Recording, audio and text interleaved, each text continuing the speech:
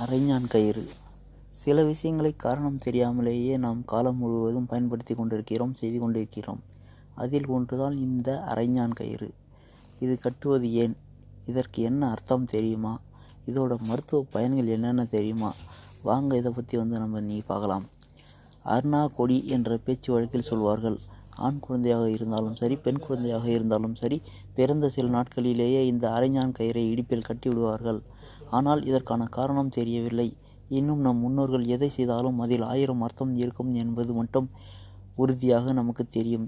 இதற்கான காரணம் என்ன தெரியுமா? ஆதி காலத்தில் மனிதன் முழு ஆடை அணிந்து கொண்டுவது இல்லை, கோவணத்தை மட்டுமே கட்டியிருந்தான். இதற்கு ஆதாரமாக இருந்ததுதான் அரைஞான் கயிறு. இடுப்பு பகுதியில் உள்ள எலும்புகளுக்கு தூய தமிழில் கூபக அரை என்பார்கள். ஞான் என்றால் வளைந்து கட்டுவது என்பது பொருள். அதனால்தான் கூபக அறையை வளைத்து கட்டுவதால் இந்த கயிற்றுக்கு அரைஞான் கயிறு என்ற பெயர் வந்ததாம். இன்னொரு பெயர் காரணமும் சொல்கிறார்கள். அரை என்பது இடுப்பு அறையிலான பாதி உடலை குறிப்பது. ஞான் என்பது கயிற்றை குறிக்கும் சொல்லாகும். இதனால் இந்த இரண்டையும் சேர்த்து அரைஞான் கயிறு என்று பெயர் வந்ததாம். அதேபோல் வேட்டையாடுவதற்காக மனிதன் காட்டுக்கு போகும்போது வேட்டை கருவிகளை இடுப்பில் வைப்பதற்கு இந்த அரைஞான் கயிறு பயன்பட்டிருக்கின்றது. அன்றைய காலங்களில் இனக்குழுக்களாக மக்கள் பிரிந்து வாழ்ந்திருந்தார்கள். இந்த வேறுபாடு தெரிவதற்காகவே கருப்பு, சிகப்பு, பச்சை என கயிறுகளில் பல கலர்கள் வந்துள்ளது. ஆரம்பத்தில் வெறும் வெள்ளை கயிற்றினால் கட்டி வந்தவர்கள் பிறகுதான் கலராக கயிறை கட்டத் துவங்கியிருக்கின்றார்கள். இதற்கு பிறகு குல தெய்வத்தை வணங்குபவர்கள் கருப்பு கயிறும், வைணவத்தை பின்பற்றுபவர்கள் சிகப்பு கயிறும் என மனிதர்கள் அடையாளம் வைத்து கொண்டனர். கருப்பு நிற கயிறு துஷ்ட சக்தி மற்றும் எதிர்மறை சக்திகளை அண்டவிடாமல் தடுக்கும் ஆற்றல் கொண்டது என்றும் நம்பப்படுகிறது. ஆனால் பொதுவாக சிகப்பு கயிறு கட்டுவதுதான் சிறந்ததாம். இதற்கு காரணம், நாம் இருப்பது வெப்பமண்டல நாடு. அதிக வெப்பம் நம்மை நேரடியாக தாக்கும். அதனால் கருப்பு கயிற்றை கட்டினால் உடலுக்கு வெப்பத்தை ஈர்த்து கொடுத்து உடலுக்கு கேடு விளைவிக்கும் என்பதால் சிகப்பு நிற அரைஞான் கயிறு கட்டுவது சிறந்தது என்கிறார்கள். வசதியாக இருப்பவர்கள் தங்கம், வெள்ளி என்று அணிந்து கொள்கின்றார்கள். இதற்கு ஒரு காரணம் உண்டு. உடல் சூட்டை தணிக்கும் சத்தை உலோகங்களுக்கு மட்டும் உண்டு, வெறும் நூலுக்கு கிடையாது. இது ஒருபுறம் இருந்தாலும் மருத்துவ காரணங்களாக இதில் ஒன்று ஒளிந்துள்ளது.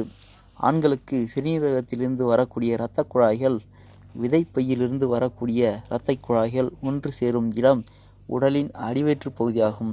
இந்த அரைஞான் கயிற்றை இடுப்பை சுற்றி கட்டும்பொழுது மேல் வயிறு பகுதியில் உள்ள குடல் கீழே இறங்காமல் இருக்குமாம்.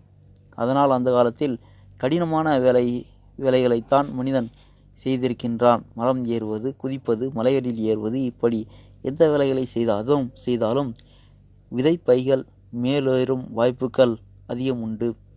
எனவே விதைப்பையை பாதுகாக்கவும் வயிற்றின் உள் உறுப்புகள் மேலே ஏறாமல் தடுக்கவும் இந்த அரைஞான் கயிற்றை கட்டி வந்திருக்கிறார்கள்.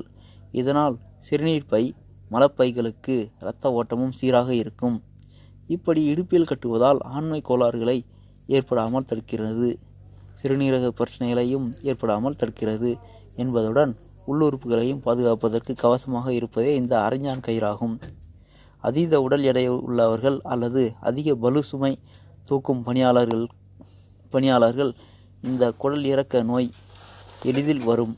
இவர்கள் இதை எப்பொழுதும் இடுப்பில் கட்டியிருப்பதால் ஹெரினியா எனப்படும் குடல் இறக்க நோய் வெகு விரைவாக வராது என்று நம் முன்னோர்கள் கூறியுள்ளார்கள். இந்த குடலிறக்க நோய் பிரச்சனையானது பெண்களுக்கு வருவதை விட ஆண்களுக்கு வருவதற்கு வாய்ப்பு அதிகமாக உள்ளது. எனவே ஆண்கள் எல்லா வயதிலும் இதை அணிய சொல்கிறார்கள்.